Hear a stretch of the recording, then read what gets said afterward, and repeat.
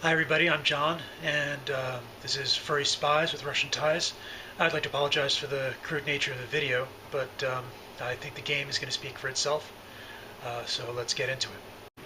The Shining City on the Hill has elected itself a leader who is open to blackmail, and you are a spy master in charge of one species of furry spy trying to get the compromise on the leader.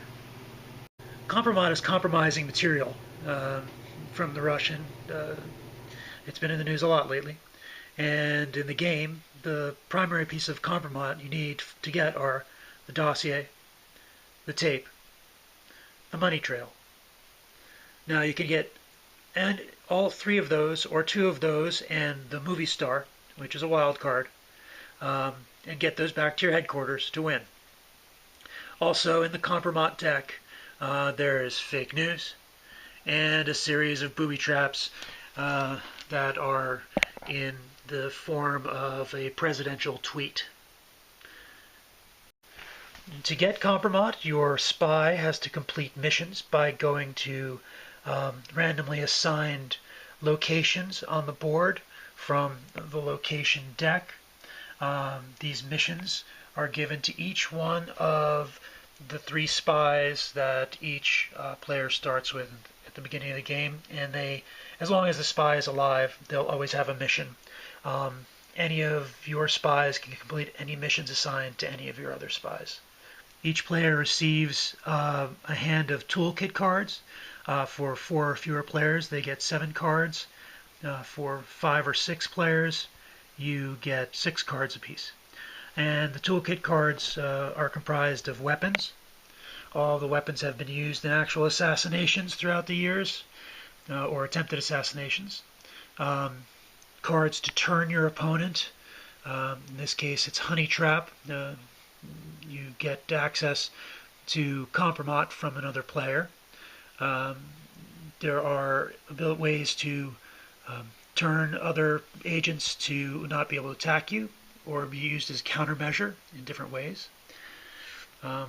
This allows you to steal from another player. That is a countermeasure card to stop one of the attacks. There are movement modifiers, and well, that's just O. James. Each toolkit card can be used in up to 3 ways, depending on the card. The first way is Spy on Spy. That is the offensive way to use the card. Generally, you have to be in the same board space with an opposing spy to use it. Player on Player is the defensive mode of the card and is played reactively as a response to an attack by an opponent. And Spy Run, the cards are designated and run in a previous designated in a previous turn and run. They become active, turning them face up, and they remain active during the duration of the game, or depending on this toolkit card. As stated earlier, each player starts out with 3 spies, 1 blue, 1 green, 1 red, with corresponding pawns to be placed on the board. And they are moved by rolling these colored d6. So each color corresponds to the pawn on the board.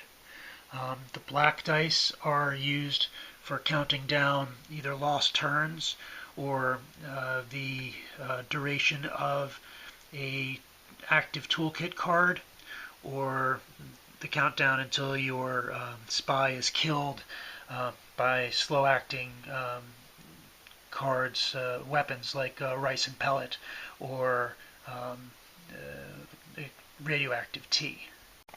The game centers around the spy chart, which is this board, for lack of a better term, that shows your relationship between your spies and the opposing players.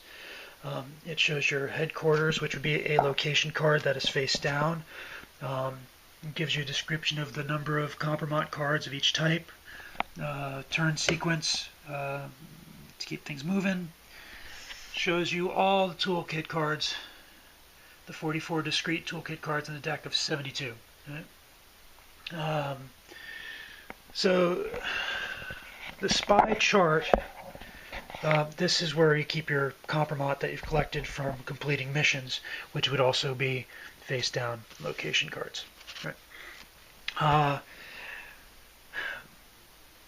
To use toolkit cards, spy on spy or spy run mode, they have to be designated a previous turn.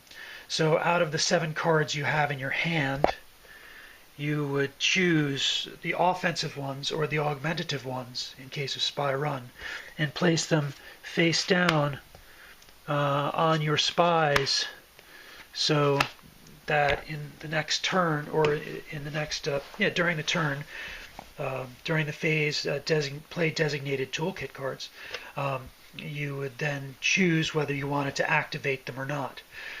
In this case, my blue fox has gotten into the same space as another player, and I want to use my weapon, exploding cigar. So I would say that I'm attacking. They would either play a double agent card in this case to on player mode to counteract the attack, or they would roll to save, in this case a 4+ on the d6.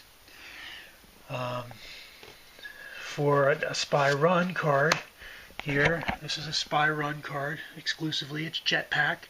It will add 3 to your movement roll, and that would stay active for 1 to 6 turns, which is what the counter dice would be. You would roll it and then keep that right there in the active space, and for the next 5 turns you get +3 to your movement roll. Now the spokes around the icon are for other players to play their spy on spy card, their toolkit cards in spy on spy mode against you.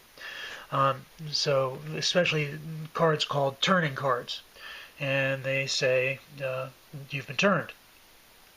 So if a spy gets into the same board space, an opposing spy gets in the same board space as mine, and they turn this card after they've designated it, it would go, say it's a person across the table from me, it would go on that spoke, so I'd know that that person is the one who I have to share the information with.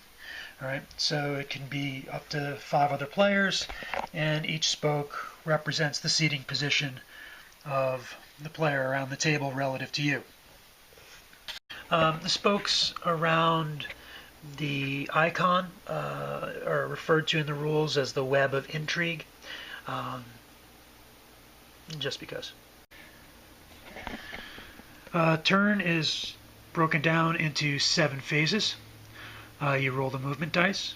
You move all eligible spy pawns, and they're eligible if they're still alive, haven't lost turns for being rejected with a player-on-player card, or haven't been abducted in one of the ways, either a booby trap or a toolkit card. After that, you collect compromat from completed missions, which means you've moved to the location on the board that is determined by the location card in the mission space of your spy chart. Then you can transfer compromat between spies by being in the same space with them, and then you receive new missions. After that phase, you get to play the designated toolkit cards that you have, the cards that you have designated previous turn. If you want to, don't have to. Then, if you have played any cards, you get to fill your hand back up to the number it's supposed to be. Both designated toolkit cards and cards that are in your hand count as the toolkit hand. Active cards do not. Then you designate the toolkit cards for use in the future, and you shift the counter dice, which would be coming over to the jetpack and saying, alright, only got four turns left on my jetpack. You collect compromat for completing your missions, which is by going to the space on the board that is determined by the face down location card on your spy chart there in the mission space. Right. So my blue fox would have to get to the art museum, and I would find the art museum on the board using not only the words, but if the words are covered by other pawns, you can use the colored lines. So here I'm looking for something that's red going across and green going down. Since I know it goes blue, green, red, everything in the game goes blue, green, red, I'll know that this is in the center section and toward the bottom. So if I look at the board, I look for Art Museum, here is the bottom where there's going to be red coming across the top, and in the middle section it's green, and there we find Art Museum. So that would be where my fox has to go to complete her mission. And so when she got there, she would get a piece of compromise. And in this case, it's a booby trap and she would die. Your spy is... Oh no, she doesn't die, she's abducted. Your spy is abducted. Sad. Roll 1d6 to determine where your spy returns. Cut the location deck to determine board space of return. Besides completing missions, there are two other ways to get compromise. One is by killing your opponent's spy who has it. So you take your weapon, they don't save, you then get to pillage them for any active toolkit cards they have, and any compromise that they are carrying that they haven't transferred back to their headquarters. The other way is using various toolkit cards, in this case Honey Trap. If you play it on an opposing spy, all of the compromise that spy has, you have access to, and it's treated as if it's in your headquarters. So that's there's other ones, bump and grab, different ways of stealing, hack, that are all in the toolkit card deck. One of the things that people like about this game is that there are a number of different aha moments in it. There's the time that you complete your mission and you get your last bit of compromise, so you then can race to your headquarters to win the game. There's the watching your opponent get taken out by a booby trap when you thought for sure that they were going to win. Or in one game where my son, his spy had been poisoned by a ricin pellet and was slowly dying. So he donned a bomb vest, tracked down the spy that had killed him, and blew her up. So that's Furry Spies with Russian Ties. It's a game for 2 to 6 players. I've found that 4-player version tends to take about an hour and a half for the first game, and then after people play it a couple of times, the play time drops to about 45 minutes. 6-player would obviously be more. It could be initially marketed for 2 to 4 players with an expansion module to make it 6 players. There are currently 44 discrete toolkit cards, so it easily could expand that by writing more toolkit cards. I have a number in my head already. The booby traps can be expanded in the compromise deck. So there's room for growth in the game itself. It's just I think it's a good, solid game mechanic as well. I look forward to hearing from you, and I'm including a PDF of some sample cards and the rules for you to look at. All right. Thanks very much. Hope to hear from you soon.